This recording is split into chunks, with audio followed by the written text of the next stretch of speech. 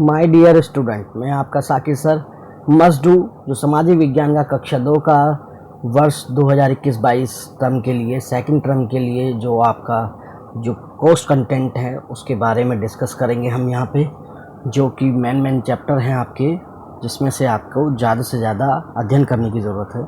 जिसमें भूगोल में हमारे पास विनिर्माण उद्योग और राष्ट्रीय अर्थव्यवस्था की जीवन रेखाएँ, और राजनीति विज्ञान के अंदर हमारे पास राजनीतिक दल और लोकतंत्र के परिणाम। अर्थशास्त्र के अंदर हमारे पास मुद्रा तथा साख और वैश्विक और भारतीय अर्थव्यवस्था। इस तरीके से इतिहास के अंदर हमारे पास भारत में राष्ट्रवाद। तो ये 4 प्रमुख किताबों के अंदर से जो मेन चैप्टर हैं ये आपको मस्ट डू के रूप में आपको मिले हैं। इसको हम यहाँ पे डिटेल से डिस्कस करेंगे, जिससे कि बच्चों को इसके बारे में पता चले। और हम इसको शॉर्ट, जैसे भूगोल के लिए हम एक वीडियो बनाएंगे, राजनीति विज्ञान के लिए एक वीडियो बनाएंगे, अर्थशास्त्र के लिए एक वीडियो और इतिहास के लिए एक वीडियो। ओके, चलते हैं आगे। इसमें मानचित्र के लिए जो मस्ट डू के अंदर मैन दिया गया है आपका अध्याय 3, भारत में राष्ट्रवाद केवल पहचानने के चिन्ह के लिए, उसमें भारतीय राष्ट्रीय कांग्रेस के अधिवेशन। इसमें कलकत्ता अधिवेशन 1920 में हुआ, नागपुर अधिवेशन 1920 दिसंबर 1920 में हुआ, ये सितंबर 1920 में हुआ था कलकत्ता वाला। और नंबर 3 मद्रास का जो अधिवेशन है कांग्रेस का 1927 में हुआ। भारतीय राष्ट्रीय आंदोलन के महत्वपूर्ण केंद्र असहयोग आंदोलन और सविनय अवज्ञा। इनके महत्वपूर्ण आंदोलन कहाँ थे, कौन कौन से थे, इसको पहचानना है। इसमें चंपारण बिहार में नील की जो खेती थी उसके नील के किसानों के आंदोलन के रूप में हुआ चंपारण में, ये सत्याग्रह करा था गांधी जी ने। दूसरा था खेड़ा गुजरात किसान सत्याग्रह। तीसरा अहमदाबाद में गुजरात सूती मिल के मजदूरों के लिए सत्याग्रह किया था। नंबर 4 था अमृतसर पंजाब जलियांवाला बाग कांड। नंबर 5 जो अमृतसर है पंजाब में जलियांवाला बाग कांड हुआ था, जिसमें जनरल डायर ने निहत्ती भीड़ पर क्या कर दिया था, गोलियां चला दी थी, जिसमें सैकड़ों लोग मारे गए थे और हजारों लोग घायल हो गए थे, हजारों लोग मारे गए थे।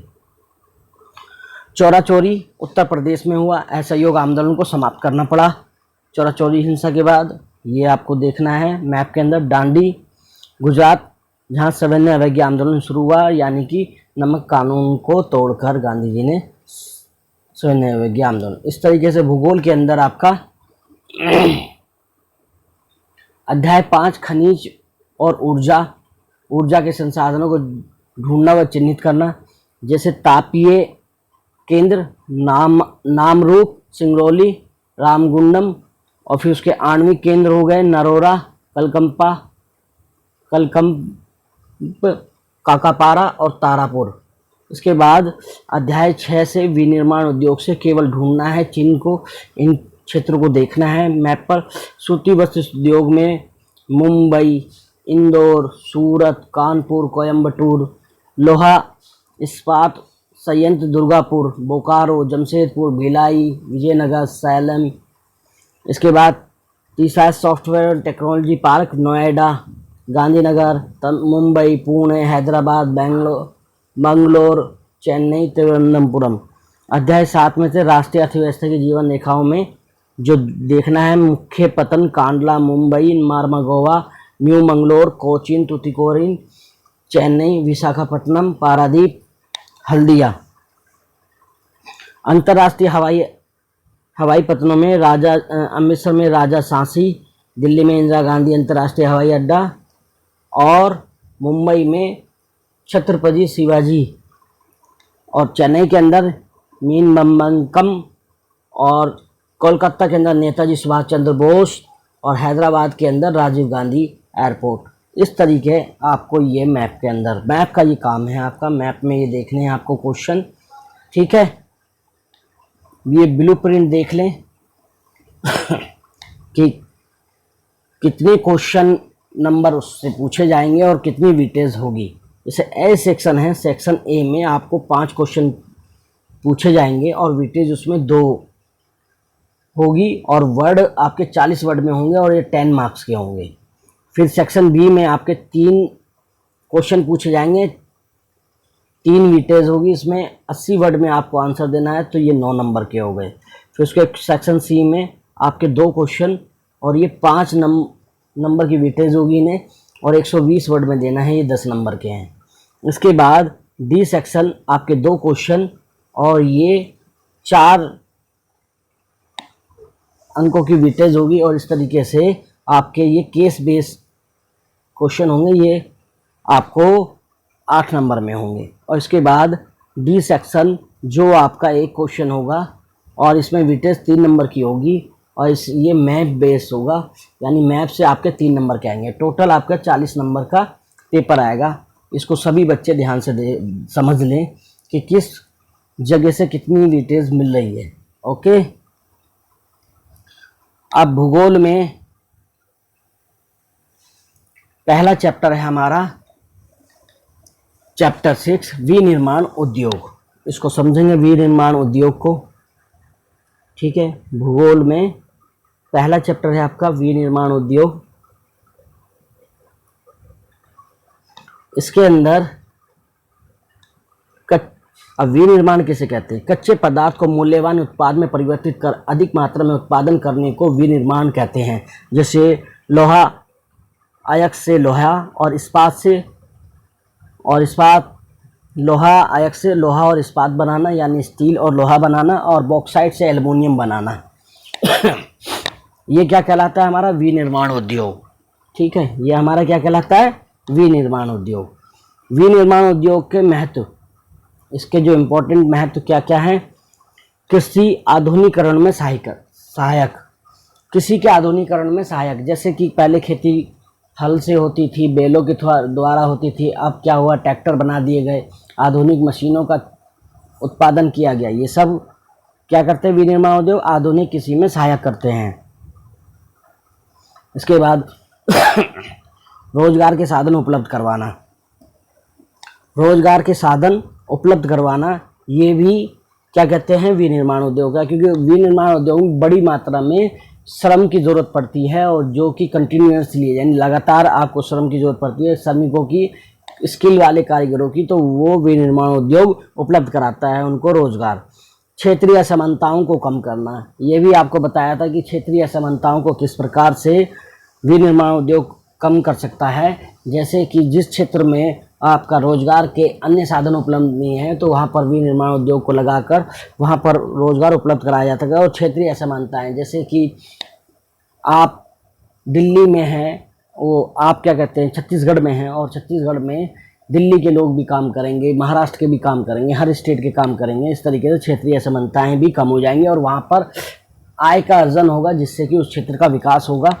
इस तरीके से क्षेत्रीय असमानताएं भी ख़त्म हो जाएंगी। विदेशी मुद्रा अर्जित करने में सहायक, जो हम इंपोर्ट करते हैं, यानी कि जो हम एक्सपोर्ट करते हैं, यानी आयात निर्यात के माध्यम से जो हम विदेशी मुद्रा का अर्जन जो करते हैं, उसमें भी सहायक है। क्योंकि हम जब इस विनिर्माण के उद्योग के माध्यम से जो मशीनरी और जो सामान हम विदेशों में भेजते हैं, उससे हमें विदेशी मुद्रा प्राप्त होती है। बेरोजगारी और गरीबी में कम करने में सहायक है। ये तो बहुत बड़े लेवल पर बेरोजगारी और कम करने में सहायक है, क्योंकि जहाँ भी उद्योग स्थापित होते हैं वहाँ पे लोगों को रोजगार मिल जाता है। देश के आर्थिक विकास में योगदान, देश के आर्थिक विकास में ये बहुत बड़ा योगदान प्रदान करते हैं। कौन? विनिर्माण उद्योग।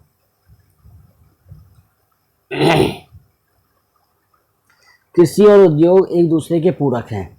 ये बिल्कुल सही है, कृषि और उद्योग एक दूसरे के पूरक हैं। नंबर 1 पॉइंट, कृषि आधारित उद्योगों ने कृषि पैदावार की बढ़ोतरी को प्रोत्साहित किया है, क्योंकि यह उद्योग कच्चे माल के लिए कृषि पर निर्भर है। इसको हम इस तरीके से भी समझ सकते हैं कि जैसे कि हमने गन्ना पैदा किया खेती के अंदर, गन्ने को मिल में ले गए, मिल के बाद मिल वालों ने उस गन्ने को क्या करा? उसका रस निकाल कर उसको चीनी में कन्वर्ट किया, और इस तरीके से कृषि का जो उद्योग का कच्चा माल क्या हुआ? कृषि का उत्पाद हुआ। ठीक है, जो कृषि के द्वारा पैदा हुआ वो उद्योग के लिए कच्चा माल हुआ। तो कृषि आधारित जो भी उद्योग हैं वो कृषि की पैदावार बढ़ोतरी को प्रोत्साहित किया, क्योंकि यह उद्योग कच्चे माल के लिए कृषि पर निर्भर हैं। और इसी तरीके से उन्होंने इसके द्वारा निर्मित उत्पाद जैसे सिंचाई के लिए पंप, उर्वरक, कीटनाशक, दवाइयाँ, प्लास्टिक पाइप, मशीनें, कृषि औजार आदि किसानों को उत्पादक क्षमता बढ़ाने में मदद करते हैं। जो विनिर्माण उद्योग के जो ये कृषि को आधुनिकीकरण करने के लिए जो भी उत्पादन करते हैं, चाहे वो कीटनाशक हो जिससे कि फसल खराब हो जाती थी पहले, लेकिन कीटनाशकों के उपयोग से फसलों को बीमारियां नहीं लगी और वो ठीक रहीं। और प्लास्टिक पाइप, क्योंकि सिंचाई के लिए हमें पंप सेट, पाइप, ये सब चीज़ों की ज़रूरत पड़ती है। कृषि औजार, जो आधुनिक औजारों का निर्माण भी हम विनिर्माण उद्योग में करते हैं, जिससे क्षमता उनकी बढ़ती है। औद्योगिक स्थिति को प्रभावित करने वाले तत्व, औद्योगिक स्थिति को प्रभावित करने वाले तत्वों में कच्चे माल की उपलब्धता है। जहाँ भी कच्चा माल प्राप्त होगा वहाँ पे उद्योग स्थापित आसानी से हो जाएंगे। अब हम ऐसा तो नहीं कर सकते कि छोटा नागपुर या छत्तीसगढ़ के अंदर जो हमें खनिज पदार्थ प्राप्त होते हैं, या जो हमें क्या कहते हैं झारखंड के अंदर जो हमारी जो कच्चा माल प्राप्त हो रहा है, कोयला और लोहा, उसके लोहा एक्स प्राप्त हो रहा है, लेकिन उसको हम उत्तराखंड ले जाकर फैक्ट्री स्थापित नहीं कर सकते। तो इसलिए जहाँ पे कच्चा माल होगा वहीं पर फैक्ट्री को लगाया जाएगा, क्योंकि अगर कच्चे माल को हम यहाँ से बिहार से और उसको ले गए, या उड़ीसा से हम उसको ले गए उत्तराखंड, तो हमें उसकी क्या कहते हैं ढुलाई जो है, यातायात का जो खर्चा आएगा, उससे हमारा जो है उसका उत्पादन पे प्रभावित करेगा। इसलिए कच्चे माल की उपलब्धता भी उद्योगों को काफ़ी हद तक प्रभावित करती है।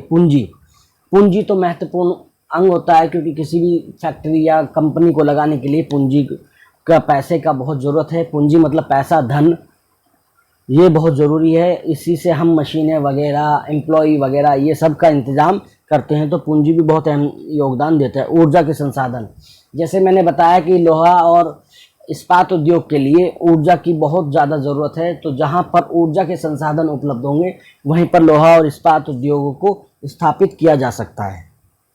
इसके बाद है कुशल श्रमिकों की उपलब्धता।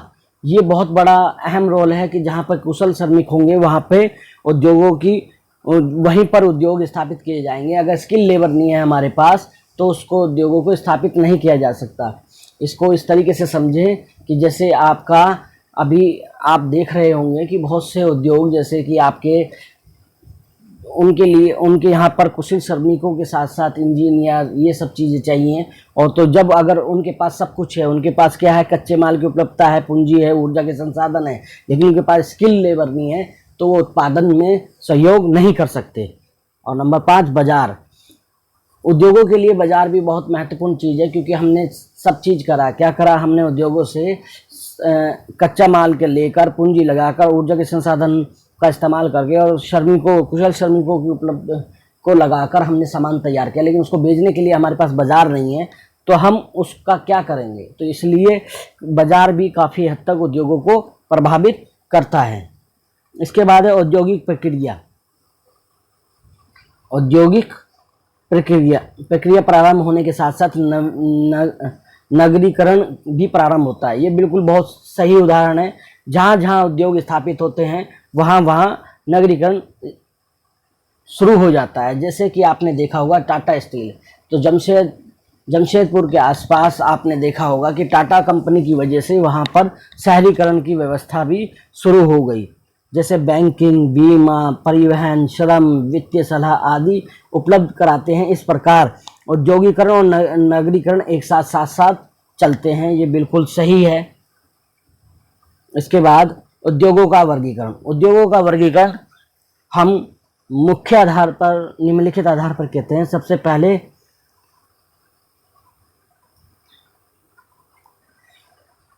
प्रयुक्त कच्चे माल के आधार पर हम उद्योगों का वर्गीकरण करेंगे।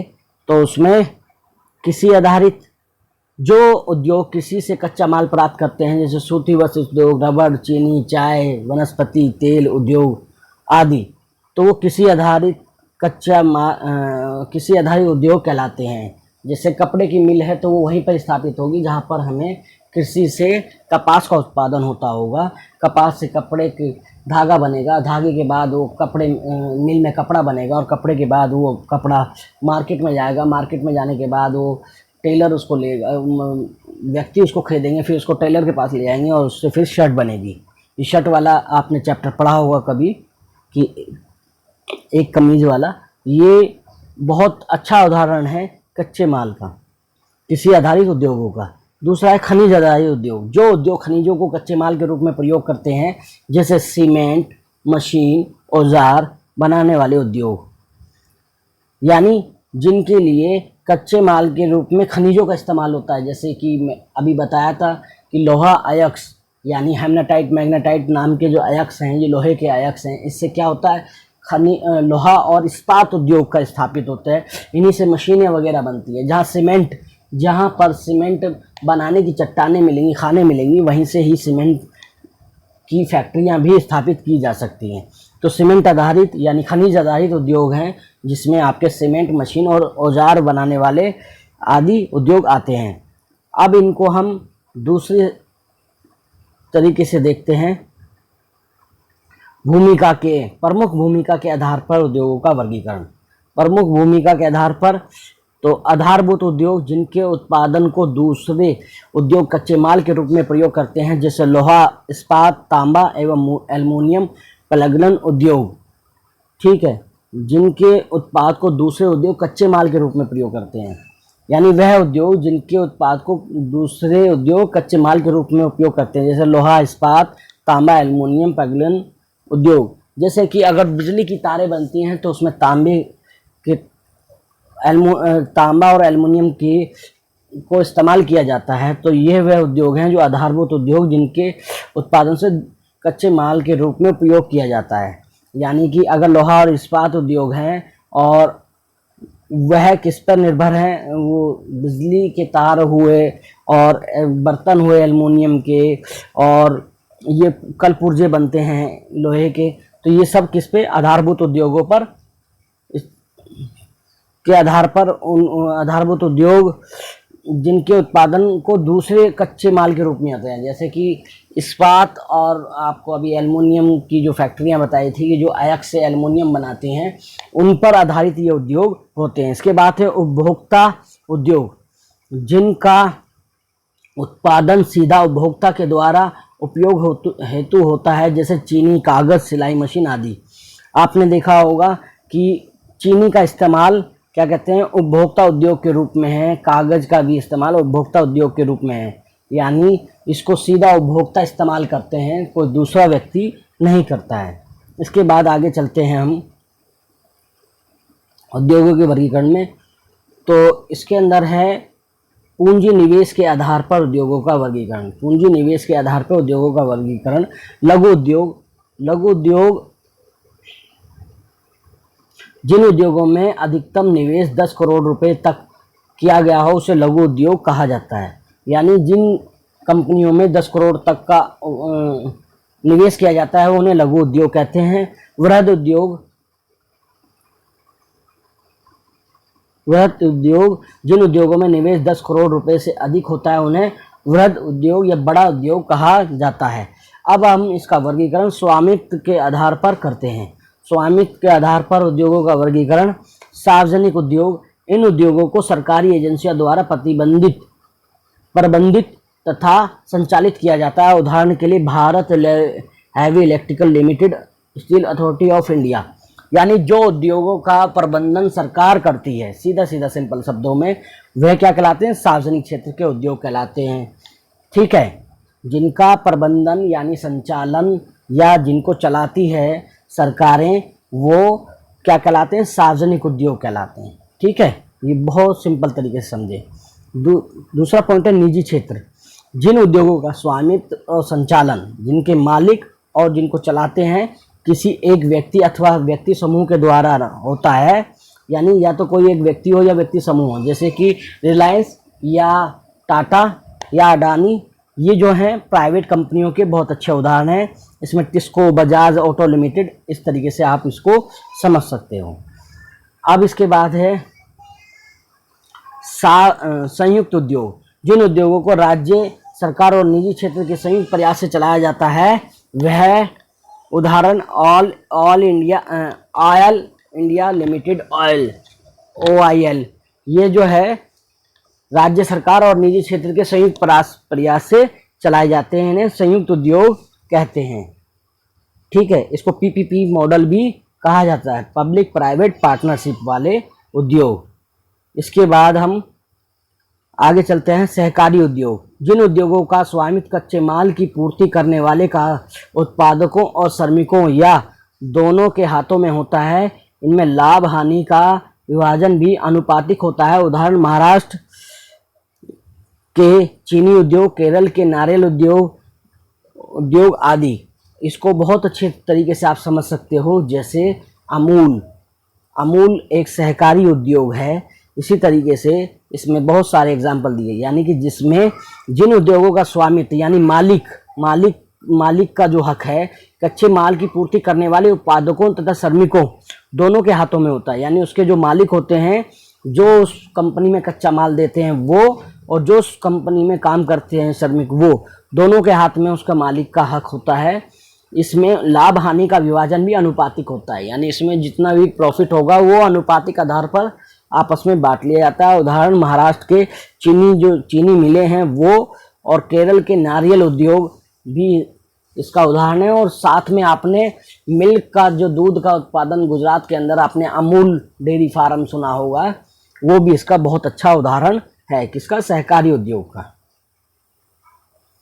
इसके बाद है सूती वस्त्र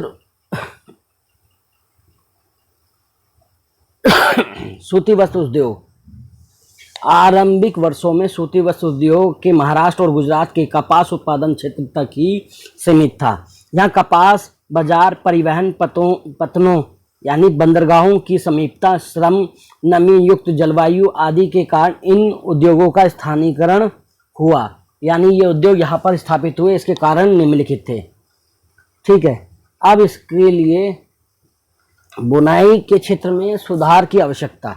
बुनाई के क्षेत्र में सुधार की आवश्यकता, अनियमित विद्युत आपूर्ति को दूर करना। देखो जहाँ पर भी ये वाले सूती वस्त्र उद्योग होंगे वहाँ पे ये फैक्ट्रियाँ लगी। नई मशीनरी के उपयोग की आवश्यकता, यानी नंबर एक आपूर्ति, विद्युत आपूर्ति, यानी बिजली की बहुत ज़्यादा ज़रूरत है, जहाँ पे इनकी आवश्यकता के कारण ये बुनाई के क्षेत्र में जो सुधार की आवश्यकता थी वो ये कारण थे। एक तो विद्युत की आपूर्ति को जो आपूर्ति है वो दूर करना, अनियमितता रहे कि बिजली हो ना हो। इसके बाद मशीनरी के उपयोग की आवश्यकता, क्योंकि जितनी ज़्यादा आपने देखा होगा हमें सफाई से काम की ज़रूरत पड़ती है मशीनरी, और उसकी क्वांटिटी भी बढ़ानी है तो उसमें हमें मशीनरी की ज़रूरत पड़ेगी कपड़े की बुनाई के लिए। फिर उसके बाद कम श्रमिक उत्पादकता में सुधार, श्रमिक की जो उत्पादकता में सुधार पर भी काम करना है। बुनाई के क्षेत्र में ये आवश्यकताएं थी।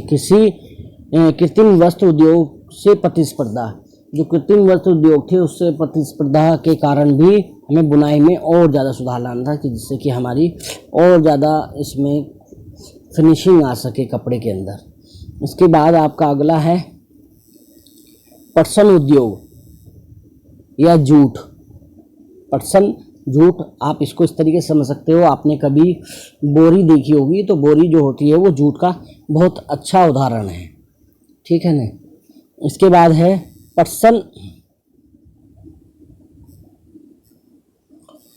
पटसन पर्यावरण अनुकूल तथा जैविक निम्नीकरण पदार्थ है। ये क्या है, पर्यावरण के अनुकूल है और जैव निम्नीकरण पदार्थ है, यानी कि ये आसानी से गल जाता है, जमीन में मिट्टी में मिल जाता है। भारत पटसन का सबसे बड़ा उत्पादक है और बांग्लादेश के बाद भारत दूसरा बड़ा निर्यातक भी है। किसका, पटसन का।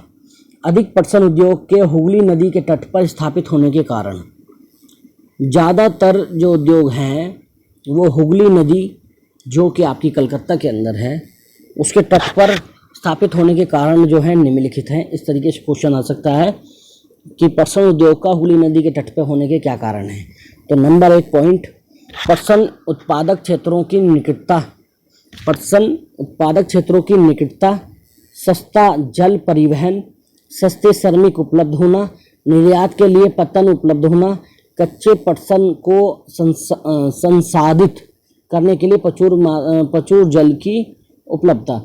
क्योंकि कच्चे जल को जब उसको साफ करते हैं, उसको शोधित करते हैं, तो उसमें बहुत सारे जल की जरूरत पड़ती है। तो ये निम्नलिखित कारण थे जिसके कारण हुगली नदी के तट पर ये उद्योग विकसित हुआ। पटसन उद्योग की चुनौतियां। कृत्रिम वस्त्रों तथा पटसन उत्पादक अन्य देशों से कड़ी प्रतिस्पर्धा है। कृत्रिम वस्त्रों यानी जो आर्टिफिशियल जो आपके कपड़ा बन रहा है उससे, और पटसन उद्योग अन्य देशों से कड़ी प्रतिस्पर्धा झेल रहा है। इसके बाद है चीनी उद्योग। चीनी उद्योग। भारत विश्व में चीनी का दूसरा सबसे बड़ा उत्पादक है। भारत जो विश्व में चीनी का दूसरा सबसे बड़ा उत्पादक है, लेकिन गुड़ और खांडसारी के उत्पादन में भारत का प्रथम स्थान है। हमारे यहाँ गुड़ का बहुत ज़्यादा उत्पादन होता है। इस उद्योग में प्रयुक्त कच्चा माल भारी होता है।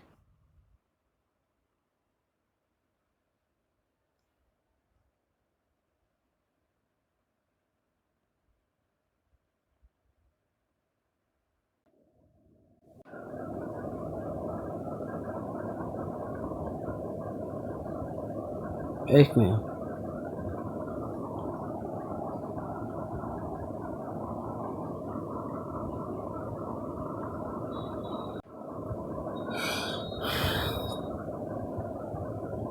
चीनी उद्योग। भारत में जो जैसे हमने अभी बताया कि जो चीनी है उत्पादन में भारत दूसरे नंबर पे है, और गुड़ और खांडसारी का उत्पादन में भारत का प्रथम स्थान है, यानी खांड के। उद्योग में प्रयुक्त कच्चा माल भारी होता है। आपने देखा होगा गन्ना जो है इसके कच्चे माल के रूप में प्रयोग किया जाता है, तथा इसकी ढुलाई के दौरान इसमें मौजूद सुक्रोज की मात्रा घट जाती है। जैसे जैसे गन्ने को रखेंगे वो धीरे धीरे सूखना शुरू कर जाता है। ठीक है। उद्योग मौसमी है, इसलिए यह सरकारी क्षेत्र के लिए अधिक उपयुक्त माना जाता है। क्योंकि यह उद्योग मौसमी है और ये सरकारी उद्योग के लिए उपयुक्त माना जाता है, इसलिए ज़्यादातर आपने देखा हो शुगर मिलें जो हैं सरकारी हैं, सरकार के नियंत्रण में हैं। विगत कुछ वर्षों से चीनी मिलों की संख्या दक्षिण और पश्चिम राज्यों में, विशेषकर महाराष्ट्र में बढ़ी है, क्योंकि इन राज्यों में गन्ने में सुक्रोज की मात्रा अधिक होती है। यहाँ का जो गन्ना होता है महाराष्ट्र का और दक्षिण भारत का, ये अधिक मीठा होता है, सुक्रोज की मात्रा अधिक होती है, और अनुकूल जलवायु है। जो जलवायु भी जो है वो अनुकूल है। इन राज्यों में सहकारी समितियों का अधिक सफल होना, यहाँ पर जो सहकारी समितियाँ हैं वो भी सफल हैं। इस वजह से दक्षिण और पश्चिमी राज्यों में, विशेषकर महाराष्ट्र में, बड़ी संख्या में चीनी मिलों की स्थापना हुई। चीनी उद्योग की चुनौतियाँ। चीनी उद्योग की चुनौतियाँ क्या क्या हैं इसके बारे में हम डिस्कस करेंगे। नंबर 1, चीनी उद्योग का अल्पकालिक होना। चीनी उद्योग का अल्पकालिक होना, ये छोटे समय के लिए, क्योंकि ये मौसमी आधार पे इसके अंदर क्या कहते हैं फसल का उत्पादन, कच्चा माल आता है, तो इसलिए ये अल्पकालिक है। पुरानी तथा अक्षम तकनीक का इस्तेमाल होना, इसके अंदर जो है पुरानी तकनीक का इस्तेमाल होता है। और फिर उसके बाद परिवहन अक्षमता से गन्ने का समय पर कारखानों तक नहीं पहुंचना। परिवहन की उचित व्यवस्था ना होने के कारण जो गन्ना है वो टाइम से मिलों में नहीं पहुंच पाता। गन्ने का अधिकतम इस्तेमाल ना कर पाना। हमने गन्ने का जो है अधिकतम इस्तेमाल अभी तक नहीं किया है, लेकिन अब इस पे काम चल रहा है। ठीक है। ये निम्नलिखित चुनौतियां इसके सामने आती हैं, किसके? चीनी उद्योग के। अब हम बात करेंगे खनिज उद्योग का। तो खनिज उद्योग में लोहा इस्पात उद्योग। खनिज उद्योग क्या है? लोहा इस्पात उद्योग मुख्य, यह आधारभूत उद्योग है। लोहा इस्पात उद्योग क्या है? आधारभूत उद्योग है, क्योंकि अन्य सभी भारी, हल्के, मध्यम उद्योग इनसे बनी मशीनों और औजारों पर निर्भर हैं। इस्पात उद्योग की खपत तथा उत्पादन देश के विकास का पैमाना माना जाता है। ठीक है। लोहा इस्पात उद्योग के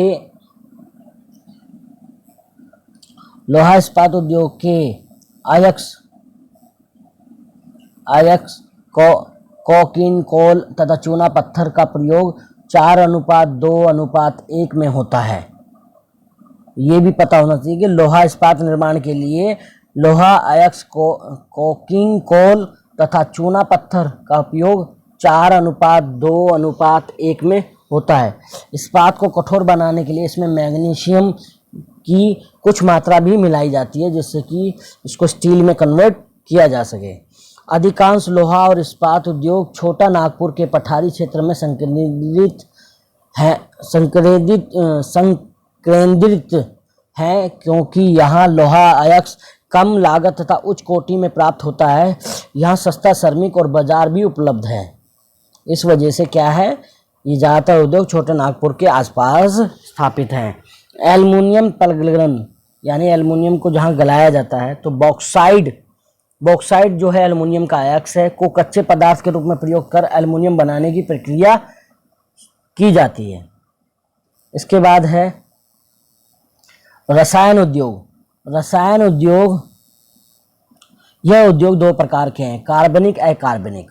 कार्बनिक रसायनों में सल्फ्यूरिक अम्ल और कास्टिक सोडा आदि सम्मिलित हैं, जिसका प्रयोग उर्वरक और कृत्रिम वस्त्र, गोंद, रंग, रोगन आदि बनाने में किया जाता है। कार्बनिक रसायन में पेट्रो रसायन शामिल है, जिसका उपयोग वस्त्र, रबड़, प्लास्टिक, दवाइयाँ, औषधि रसायन को बनाने में प्रयोग किया जाता है। ठीक है। इसके बाद अगला उद्योग है हमारा सीमेंट उद्योग। सीमेंट जो कि निर्माण उद्योग के लिए यानी कंस्ट्रक्शन के लिए बहुत ही ज़रूरी आवश्यक चीज़ है। सीमेंट का प्रयोग निर्माण कार्य में, जैसे घर, मकान, कारखाने, पुल, सड़कें, हवाई अड्डा, अन्य व्यापारिक प्रतिष्ठान निर्माण हेतु किया जाता है। सीमेंट निर्माण में चूना पत्थर, सिलिका, जिप्सम, कोयला और विद्युत ऊर्जा की आवश्यकता होती है। भारत का पहला सीमेंट उद्योग 1904 में चेन्नई में लगाया गया।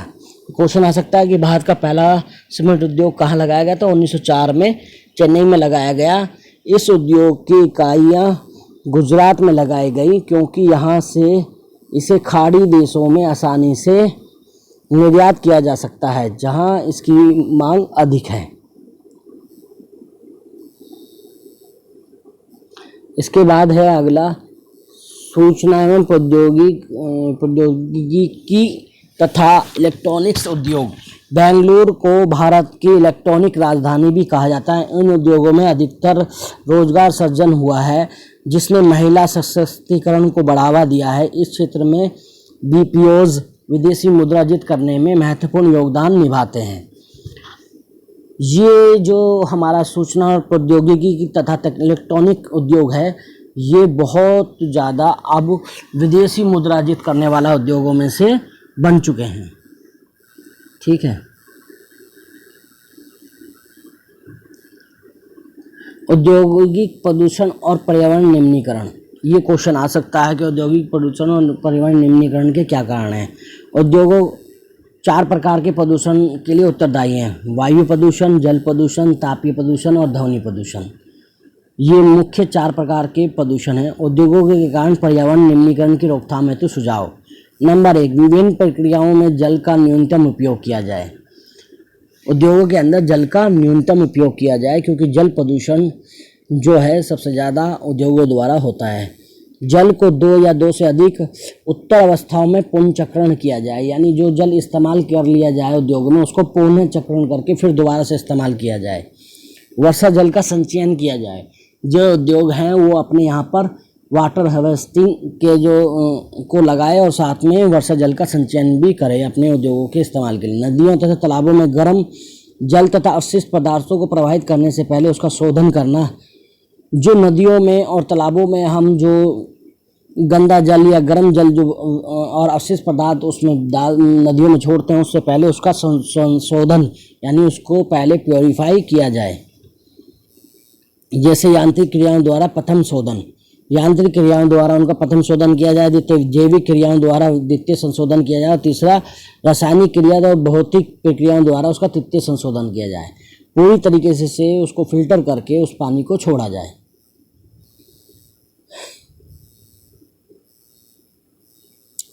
इस चैप्टर में जो मुख्य क्वेश्चन बनते हैं वो इस तरीके से हैं। विनिर्माण उद्योग किसे कहते हैं, कोई एक उदाहरण दीजिए।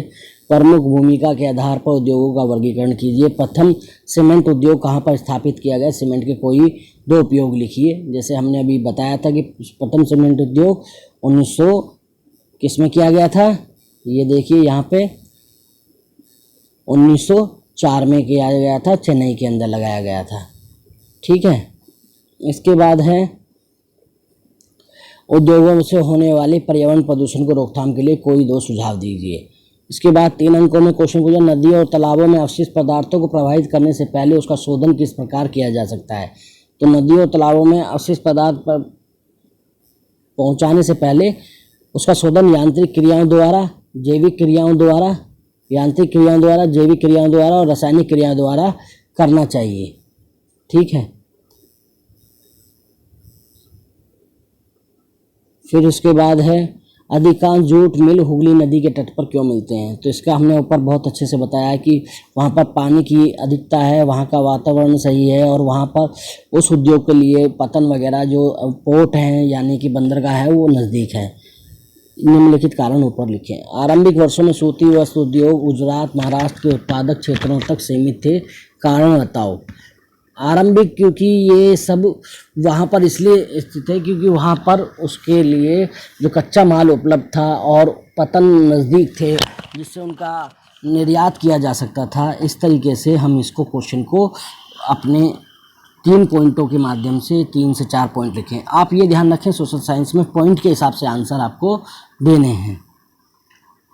फिर 5 अंकों वाले उद्योगों की स्थिति को प्रभावित करने वाले तत्व कौन कौन से हो सकते हैं। तो उद्योगों की स्थिति को प्रभावित करने वाले कच्चे माल की उपलब्धता, श्रमिक, कुशल श्रमिक और इस तरीके से, और पूंजी और क्या कहते हैं उद्योगों की व्यवस्था। इस तरीके से हम इसको आंसर में लिख सकते हैं। विनिर्माण उद्योग अर्थव्यवस्था के रीढ़ समझे जाते हैं, व्याख्या कीजिए। ये बिल्कुल सही है कि जब तक विनिर्माण उद्योग नहीं होंगे तो उद्योग कहीं भी किसी भी अर्थव्यवस्था को ये जो उद्योग हैं अर्थव्यवस्था की एकदम रीढ़ के समान काम करते हैं। ठीक है, इस तरीके से हमारा चैप्टर कंप्लीट हो गया है। सभी इस चैप्टर को एक बार ध्यान से देख लेंगे। ओके, इसके अंदर फिर हम अगला, क्योंकि हमने ये किया है कि 4 किताबों के अलग अलग हम इसको वीडियो बनाएंगे, तो अगला चैप्टर है हमारा चैप्टर नंबर 7, राष्ट्रीय अर्थव्यवस्था की जीवन रेखाएं। इस चैप्टर के अंदर है, अब हम इस चैप्टर को शुरू करते हैं, परिवहन। इस चैप्टर का पहला पॉइंट है अर्थव्यवस्था, परिवहन, ट्रांसपोर्ट। वस्तुओं और सेवाओं की आवश्यकता के स्थान तक ले जाने में परिवहन की महत्वपूर्ण भूमिका होती है। फैक्ट्री में माल बन गया लेकिन उसको व्यक्तियों तक पहुंचाने के लिए हमें परिवहन की बहुत ज़्यादा आवश्यकता पड़ती है। देश के विकास की गति वहाँ वस्तुओं और सेवाओं के उत्पादन के साथ साथ उन्हें एक स्थान से दूसरे स्थान तक ले जाने की सुविधा पर भी निर्भर करती है। परिवहन को स्थल, जल और वायु परिवहन के रूप में वर्गीकृत किया जा सकता है। इसको दोबारा से इस पॉइंट को समझें कि राष्ट्रीय अर्थव्यवस्था की जीवन रेखाएं, यानी राष्ट्रीय अर्थव्यवस्था की जीवन रेखाएं क्या हैं। ये रेखाएं मतलब जिनके माध्यम से, जैसे हमारे शरीर में नाड़ी होती है यानी कि नसें होती हैं, वो खून को हमारे शरीर में पैर के अंगूठे से लेकर सर के मस्तिष्क तक ले जाती हैं। इसी तरीके से परिवहन जो है वो अर्थव्यवस्था की जो क्या कहते हैं नसें हैं या शिराएं हैं, जिनके माध्यम से पूरा उत्पादन या पूरी व्यवस्था चलती है। ठीक है, परिवहन बहुत इम्पोर्टेंट है। वस्तुओं और सेवाएं, वस्तु यानी कोई भी हमें जो भी वस्तु चाहिए और सेवाएं की आवश्यकता के स्थान तक ले जाने में परिवहन महत्वपूर्ण भूमिका होती है। एक देश के विकास की गति वहाँ वस्तुओं और सेवाओं के उत्पादन के साथ उन्हें एक स्थान से दूसरे स्थान तक ले जाने की सुविधाओं पर निर्भर करती है। परिवहन को स्थल, जल, वायु परिवहन के रूप में वर्गीकृत किया जा सकता है। स्थल परिवहन के प्रकार, अगर परिवहन के प्रकार के बारे में जानेंगे तो स्थल परिवहन के अंदर क्या था, सड़क परिवहन और रेल परिवहन। ये क्या है हमारे स्थल परिवहन यानी लैंड ट्रांसपोर्ट। इसके बाद दूसरा है जल परिवहन, वाटर ट्रांसपोर्ट में अंतर्देशीय, आइस इनलैंड, अंतर्देशीय और अंतर्राष्ट्रीय, ओवरसीज, यानी कि जो भारत के अंदर ही हम जल के माध्यम से परिवहन करते हैं, जैसे जैसे गंगा नदी का जो का हम इस्तेमाल करते हैं सामान की ढुलाई के लिए जल का, ये अंतर्देशीय परिवहन कहलाएगा। और अंतर्राष्ट्रीय परिवहन जो हम समुद्र के रास्ते यानी बंदरगाहों से पानी के जहाज़ों के ज़रिए जो सामान भेजा और मंगाया जाता है वो अंतर्राष्ट्रीय ओवरसीज कहलाते हैं जल परिवहन। फिर उसके बाद वायु परिवहन। वायु परिवहन एयर ट्रांसपोर्ट, घरेलू सेवाएं यानी डोमेस्टिक जो आपने देखे होंगे एयरलाइंस होती हैं जो भारत की सीमा के अंदर अंदर चलती हैं, और अंतर्राष्ट्रीय सेवाएं जो इंटरनेशनल जो हवाई जहाज़ हैं जिनसे सामान मंगाया जाता है कार्गो में। जैसे आपने देखा होगा, जैसे हमें अगर सऊदी अरब, महाराष्ट्र, वो क्या कहते हैं, सऊदी अरब, दुबई, अमेरिका, जापान कहीं से कुछ मंगाना है तो हम दोनों रास्ते अपनाते हैं, तो जल परिवहन, और अगर हमें जल्दी मंगाना है तो हम वायु परिवहन का इस्तेमाल करेंगे।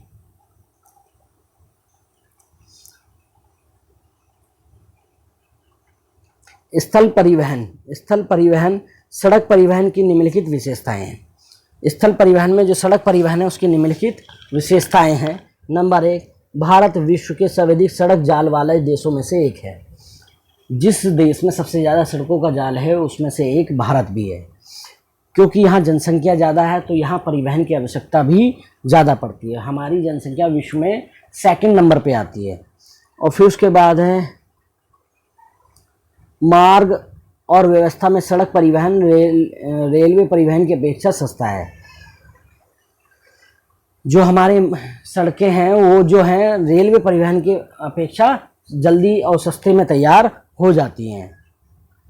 रेल की पटरी बिछाने के लिए हमें बहुत ज़्यादा खर्चा करना पड़ता है। किसी भी प्रकार के उद्योग के भूभाग पर सड़कें आसानी से बनाई जा सकती हैं, चाहे वो पहाड़ी क्षेत्र हो, चाहे वो पानी कि नदी के ऊपर हमें पुल बना के निकालना हो, चाहे हमें किसी जंगली क्षेत्र से गुजारना हो, तो आराम से वे सड़कें बनाई जा सकती हैं।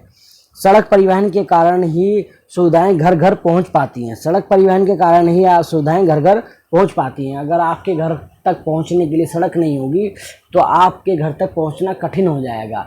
लेकिन ये सड़कों का ही कारण है कि गाँव में बैठे व्यक्ति तक वस्तुओं को पहुँचाया जा सकता है।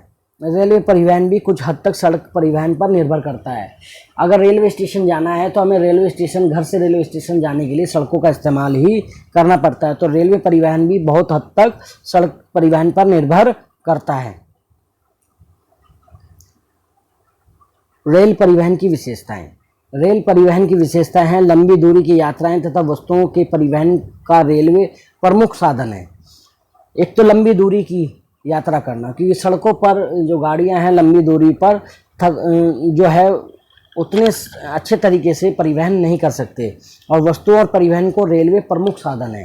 लंबी दूरी के लिए वस्तु सेवाओं परिवहन के लिए बहुत प्रमुख साधन है। रेलवे परिवहन सड़क परिवहन की अपेक्षा अधिक आरामदायक और सस्ता होता है। ये बहुत सच बात है, क्योंकि रेलवे परिवहन जो है सड़क परिवहन से आरामदायक और सस्ता होता है। जैसे अगर हमें यहाँ से बम्बई जाना है तो बस के माध्यम से जाएंगे, एक तो हम थक जाएंगे, और दूसरी बात यह है कि ऊंचा नीचा इधर उधर चढ़ाई पर कभी निचाई पर इस तरीके से चलते हैं। और रेलवे में आराम से आप लंबी दूरी का परिवहन आराम से कर सकते हैं। सड़क परिवहन की अपेक्षा रेलवे से कम प्रदूषण फैलता है। ये भी सच है कि रेलवे से अब कम प्रदूषण फैलता है सड़क परिवहन के अकॉर्डिंग, कि रेल जो गाड़ियां चलेंगी उससे हमें पोल्यूशन मिलेगा, और रेल जो है अब बिजली के माध्यम से चलती है और जिससे प्रदूषण कम फैलता है। अधिक व्यक्ति तथा अधिक सामान के लिए रेलवे परिवहन उत्तम साधन है। जैसे आप मालगाड़ियों के माध्यम से देखते हैं कि कितनी मालगाड़ियों के माध्यम से हम कितना ज़्यादा माल एक साथ भेज सकते हैं, तो इसलिए और कितने अधिक से अधिक व्यक्तियों को हम एक व्यक्ति रेल के माध्यम से सफ़र कर सकते हैं। रेलवे परिवहन प्राकृतिक आपदाओं से प्रभावित होता है। रेलवे परिवहन प्राकृतिक आपदाओं से बहुत ज़्यादा प्रभावित होता है। जहाँ बाढ़ आदि की व्यवस्था वो आ जाती है तो वहाँ पर रेल चलाना आसान नहीं रहता। ठीक है, इसके बाद अगला पॉइंट है पाइपलाइन की विशेषताएं। स्थल परिवहन में आपका सड़क परिवहन के अंदर सड़क परिवहन आता है, रेलवे परिवहन आता है और पाइपलाइन आती है। पाइपलाइन जिसके माध्यम से आपका पेट्रोल और गैस वगैरह का और जल वगैरह का, जो जल वगैरह आप तक पहुंचाया जाता है। ठीक है। नंबर 1 पॉइंट, पाइपलाइन स्थल परिवहन का एक नया साधन है। पाइपलाइन स्थल परिवहन का एक नया साधन है। इसका उपयोग जल, कच्चा तेल, पेट्रोल उत्पाद एवं गैसों के परिवहन के लिए किया जाता है। ठोस पदार्थों को भी तरल अवस्था में परिवर्तित कर पाइपलाइनों द्वारा भेजा जाता है। पाइपलाइन बिछाने की लागत अधिक होती है, परंतु इसकी देखरेख बहुत कम खर्च आता है। इससे समय की बचत होती है। पाइपलाइन परिवहन से क्या होता है, इसके बिछाने की लागत अधिक आती है, परंतु इसकी देखरेख का खर्चा बहुत कम होता है और इससे समय की बचत भी होती है। नंबर 3 है जल परिवहन। जल परिवहन का सबसे सस्ता साधन है। ये भारी और बड़ी वस्तुएं ढोने में अनुकूल है। ये पर्यावरण के अनुकूल है। विदेशी व्यापार भारतीय तट पर स्थित पत्तनों द्वारा किया जाता है। यानी जो विदेशी व्यापार है वो बंदरगाहों से किया जाता है। इसलिए आपने देखा बम्बई, कलकत्ता और आपका इसी तरीके से चेन्नई वगैरह, ये इनका डेवलपमेंट हुआ है वो इसी वजह से हुआ है आपका। ठीक है, क्योंकि ये तटों के नज़दीक है, यानी समुद्री तट के नज़दीक है, जिससे कि आपका परिवहन का आना जाना आसानी से हो जाता है। माल की ढुलाई वगैरह आसानी से हो जाती है। देश का 75% व्यापार जो है समुद्र द्वारा ही होता है। देश का 95% व्यापार जो है समुद्र के द्वारा ही होता है। भारत की 7516.6 किलोमीटर लंबी समुद्री तट रेखा है। साथ ही 12 प्रमुख और 187 मध्यम और छोटे क्या है, पतन है। पतन यानी बंदरगाह। दोबारा से इस पॉइंट को समझेंगे। भारत की जो समुद्री तट रेखा है वो 7516 किलोमीटर लंबी समुद्री तट रेखा है। साथ ही 12 प्रमुख यानी बड़े बड़े बंदरगाह हैं और 187 मध्यम और छोटे बंदरगाह हैं भारत के पास। भारत में अन्य स्थलीय नौ संचालन जलमार्ग 14,500 किलोमीटर लंबा है।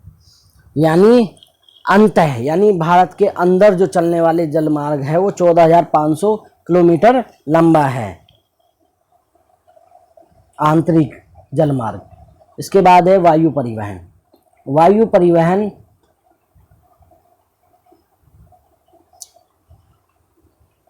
यह परिवहन का सबसे तीव्र और आरामदायक साधन है। इससे अति दुर्गम स्थलों पर भी आसानी से पहुंचा जा सकता है। इससे समय की बचत भी होती है। यह प्राकृतिक बाधाओं से मुक्त होता है। ये प्राकृतिक आपदाओं जैसे बाढ़, भूकंप आदि के समय वायु परिवहन के द्वारा ही सहायता जल्दी से पहुंचाना संभव होता है। ये बहुत आसानी से आपने समझा होगा कि जब कभी आपने देखा हो जहाँ बाढ़ ज़्यादा आती है वहाँ पर व्यक्तियों तक आवश्यक वस्तुओं का जो पहुंचाई जाती है, यानी खाने पीने की चीज़ें वगैरह, वो सब वायु परिवहन के द्वारा ही संभव है। ना तो सड़क परिवहन, ना आपका क्या कहते हैं रेल परिवहन वहाँ तक सक्षम हो पाता है। फिर उसके बाद है सन 1953 में वायु परिवहन का राष्ट्रीयकरण किया गया था। इसके अंतर्गत air India, Indian airlines, Pawan Hans helicopter limited घरेलू और अंतर्राष्ट्रीय वायु सेवाएं प्रदान करता है। लेकिन वर्तमान में अभी हाल फिलहाल में आपने देखा होगा कि एयर इंडिया को अब दोबारा से निजीकरण को सौंप दिया गया है। बाकी सभी अभी राष्ट्रीयकरण के अंदर है। राष्ट्रीयकरण में सार्वजनिक उद्योग बना दिया गया, यानी सरकार के नियंत्रण में कर दिया गया था। इसके बाद सड़कों के प्रकार।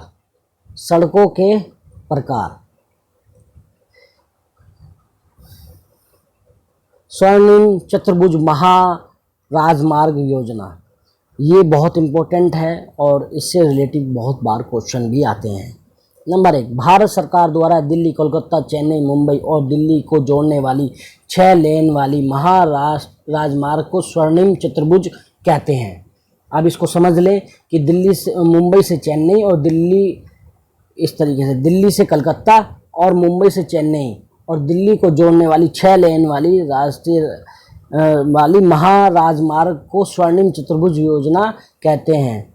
ठीक है। इसके अंतर्गत 2 गलियारे हैं। पहला उत्तर दक्षिण गलियारा जो श्रीनगर को कन्याकुमारी से जोड़ता है, उत्तर से दक्षिण गलियारा जो श्रीनगर से कन्याकुमारी को जोड़ता है, और दूसरा पूर्व से पश्चिम गलियारा जो सिलचर असम से पोरबंदर गुजरात को जोड़ता है। इसका निर्माण भारत के राष्ट्रीय राजमार्ग प्राधिकरण NHAI द्वारा किया जा रहा है। तो इस तरीके से स्वर्णिम चतुर्भुज योजना को आप समझ सकते हो। दूसरा है राष्ट्रीय राजमार्ग। राष्ट्रीय राजमार्ग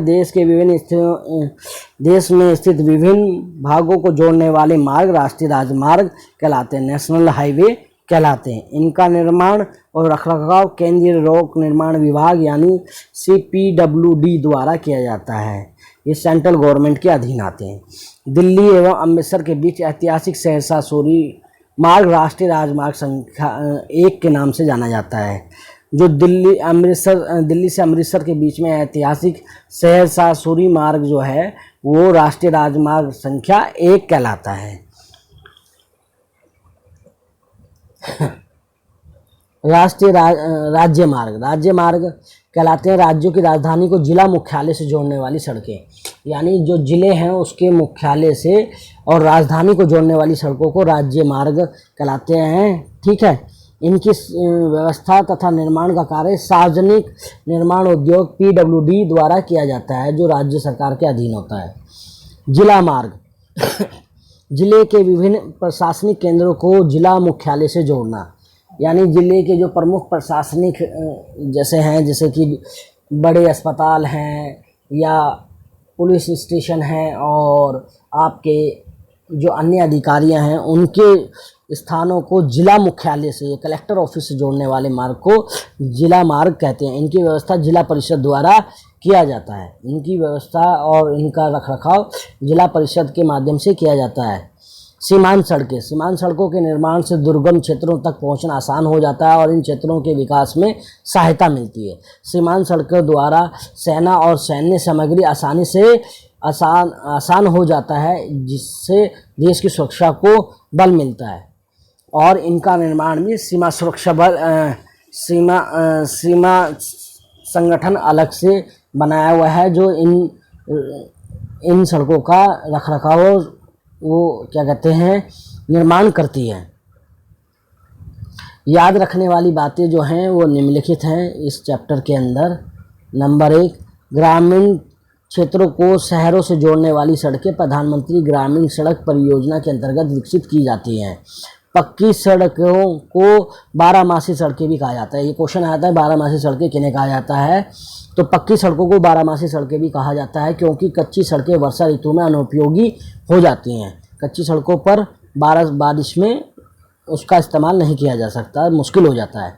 भारतीय रेल परिवहन देश का सर्वाधिक बड़ा सार्वजनिक क्षेत्र का प्राधिकरण है। भारतीय जो रेल परिवहन है यानी भारतीय जो रेल है वो सरकारी एक बहुत बड़ा क्या है प्राधिकरण है, सरकार जिसको चलाती है। देश की पहली रेलगाड़ी 1853 में मुंबई से ठाणे के बीच चलाई गई, जो 34 किलोमीटर की दूरी तय करती है। भारत में जो पहली रेलगाड़ी चलाई गई तो मुंबई से ठाणे के बीच में चलाई गई, जो 34 किलोमीटर लंबी दूरी तय करती है। आज भी बिना टिकट यात्रा, रेल संपत्ति की चोरी, बिना कारण जंजीर खींचकर गाड़ी रोकने से रेलवे को भारी नुकसान होता है। ये भी सच्चाई है। अब रेलवे गेज क्या होता है? यानी रेल की पटरी की चौड़ाई। बॉन्ड गेज है 1.676 मीटर। ये क्या कहलाती है? ब्रॉड गेज कहलाती है। ठीक है। मीटर गेज कहलाती है। मीटर गेज है 1 मीटर जितनी जो चौड़ी जो रेल पटरी होती है उसको मीटर गेज कहते हैं। और नैनो गेज यानी छोटी लाइन जो कहते हैं, ये नैनो गेज, ये 0.6762 एंड 0.610 मीटर वाली जो रेल की जो पटरियाँ होती हैं उनको नैरो गेज कहते हैं। भारत निम्नलिखित जल मार्गों को राष्ट्रीय जल मार्ग घोषित किया गया है, तो उसको हम इस तरीके से समझेंगे। नंबर 1, जल मार्ग संख्या 1, नैगम्य जलमार्ग 1620 किलोमीटर लंबा है ये, और गंगा नदी और हल्दिया और इलाहाबाद को ये जोड़ता है। नौगम्य जलमार्ग संख्या 2, 891 किलोमीटर है। ब्रह्मपुत्र नदी पर सादिया और धुबरी को आपस में जोड़ता है। ठीक है, फिर से नौगम्य जलमार्ग नंबर 3 संख्या 205 किलोमीटर लंबा है। ये केरल में पश्चिमी तट के नहर से और कोयम्बटूर से कोमान तक है। फिर इसके राष्ट्रीय जलमार्ग संख्या 4 1078 किलोमीटर है। ये गोदावरी और कृष्णा नदी के अंदर और काकीनाडा और पांडुचेरी को जोड़ता है। फिर उसके राष्ट्रीय जलमार्ग संख्या 5 ये 588 किलोमीटर है। ब्रह्मपुत्र नदी और मतई नदी महानदी के डेल्टा चेन्नई और पूर्वी तटीय शहरों के एक साथ जोड़ता है। इस तरीके से आप इसके बारे में समझ गए। इसमें याद रखने वाली जो योग्य बातें हैं वो निम्न है।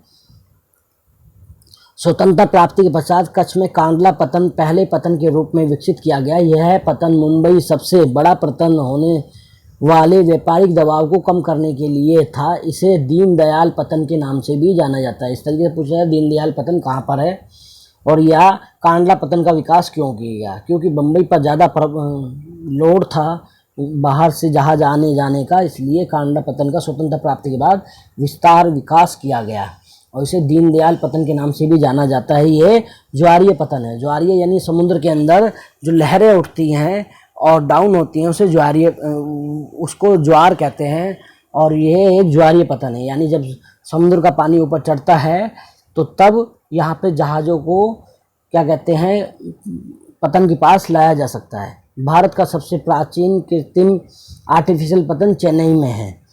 यानी सबसे प्राचीन भी और आर्टिफिशियल यानी कृत्रिम रूप से बनाया गया पतन वो कहाँ है, चेन्नई में स्थित है। कोची पतन और तूतीकोरिन पतन प्राकृतिक पतन है। कोची और तूतीकोरिन पतन जो है प्राकृतिक पतन है। उत्तर और पूर्वी राज्यों के लिए वायु परिवहन का महत्व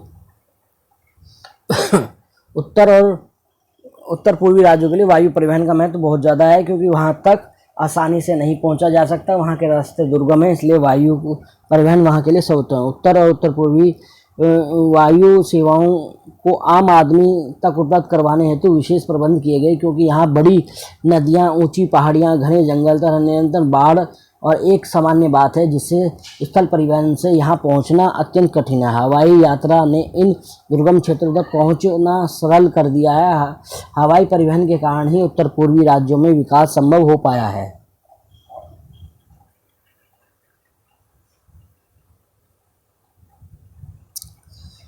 संचार, निजी दूरसंचार, जनसंचार, डाक संचार, संचार तंत्र यानी कम्युनिकेशन।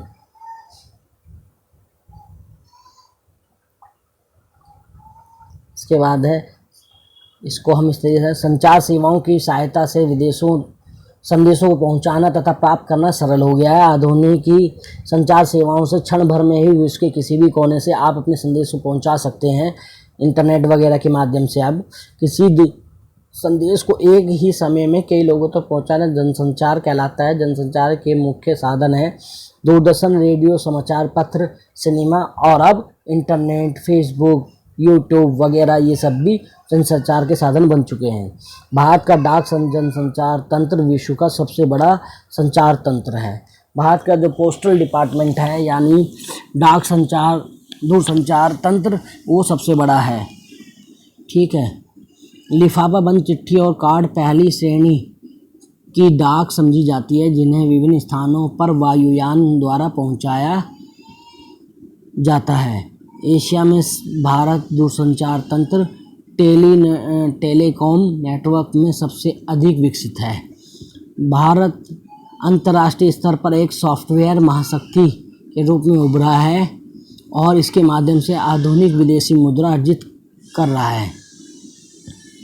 भारत में सबसे अधिक समाचार पत्र हिंदी भाषा में प्रकाशित होते हैं। भारत विश्व में सबसे अधिक चलचित्र फिल्मों का उत्पादक भी है।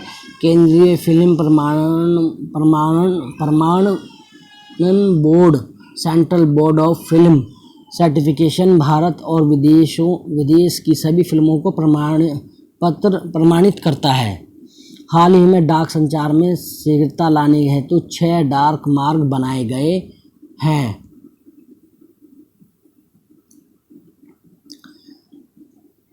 राजधानी मार्ग, मेट्रो चैनल, ग्रीन चैनल, व्यापार चैनल, बाहरी चैनल, दस्तावेजी चैनल, ये 6 मार्ग बनाए गए हैं किसके लिए? डाक विभाग के लिए। डिजिटल इंडिया एक ज्ञान आधारित परिवर्तन के लिए भारत को तैयार करने का विशाल कार्यक्रम है। डिजिटल भारत कार्यक्रम का मुख्य उद्देश्य भारतीय प्रतिभाओं और सूचना प्रौद्योगिकी का इस्तेमाल कर भारत में विकास लाना है। इस तरीके से आपने समझा होगा। अब अंतर्राष्ट्रीय और अर्थव्यवस्था में योगदान क्या है? अंतर्राष्ट्रीय व्यापार और अंतर्राष्ट्रीय अर्थव्यवस्था में क्या योगदान है? दो राष्ट्रों या देशों के बीच वस्तुओं और सेवाओं का आदान प्रदान अंतर्राष्ट्रीय व्यापार कहलाता है। अंतर्राष्ट्रीय व्यापार को राष्ट्र का आर्थिक विकास का बैरोमीटर भी कहा जाता है, क्योंकि अंतर्राष्ट्रीय व्यापार की प्रगति ही उसके आर्थिक विकास का सूचक होती है। संसाधनों की क्षेत्रीय उपलब्धता के कारण सभी देश अंतर्राष्ट्रीय व्यापार पर निर्भर होते हैं। अंतर्राष्ट्रीय व्यापार कृषि और उद्योग के लिए मांग उत्पन्न करता है। अंतर्राष्ट्रीय व्यापार राष्ट्रीय आय को बढ़ाने तथा आर्थिक विकास में सहयोग करता है। पर्यटन उद्योग, टूरिज्म का भारतीय अर्थव्यवस्था में योगदान। जो हमारा टूरिज्म उद्योग है या पर्यटन उद्योग है, वो भारतीय अर्थव्यवस्था में किस तरीके से योगदान देता है? अभी हमने व्यापार का अध्ययन किया था, अब हम पर्यटन उद्योग का करते हैं। पर्यटन उद्योग राष्ट्रीय एकता को प्रोत्साहित करता है। पर्यटन उद्योग ये तो बहुत अच्छी बात है इसकी, क्योंकि ये राष्ट्रीय एकता को प्रोत्साहित करता है। पर्यटन से स्थानीय हस्तकला और सांस्कृतिक उद्यमों को बल मिलता है। पर्यटन बड़ी संख्या में प्रत्यक्ष और अप्रत्यक्ष रूप से रोजगार उपलब्ध कराता है। जैसे कोई अगर पर्यटक आता है तो वो किसी होटल में ठहरता है, कोई परिवहन सेवा इस्तेमाल करता है, तो वो अप्रत्यक्ष रूप से बहुत सारा रोजगार उत्पन्न करता है। पर्यटन उद्योग का राष्ट्रीय अर्थव्यवस्था के विकास में महत्वपूर्ण योगदान है। जो विदेशी भारत में आएंगे और वो यहाँ पर आने के बाद जितना भी खर्चा करते हैं वो भारतीय अर्थव्यवस्था को बहुत ज़्यादा सपोर्ट होता है। पर्यटन उद्योग अप्रत्यक्ष रूप से अन्य उद्योगों और सेवाओं के विकास में सहायक है। ये भी है कि पर्यटन उद्योग से आपका होटल उद्योग, आपका परिवहन उद्योग, आपका क्या कहते हैं विदेशी मुद्रा का भी एक बहुत बड़ा योगदान पर्यटन उद्योग होता है। विदेशी भारत में सांस्कृतिक विरासत, भारतीय सभ्यता, प्राकृतिक सौंदर्य, रोमांच, चिकित्सा तथा व्यापार के उद्देश्य से पर्यटन के लिए आते हैं। भारत में पर्यटन उद्योग के विकास की काफ़ी संभावनाएं हैं। आप इसको भी इस तरीके से समझ सकते हैं जैसे कि आपका जैसे दुबई है और आपका सिंगापुर है, ये सब किस पर्यटन उद्योग के कारण ही आज विकसित श्रेणी में आए हुए हैं। इसके बाद है परिवहन दूरसंचार अर्थव्यवस्था की जीवन रेखा के रूप में।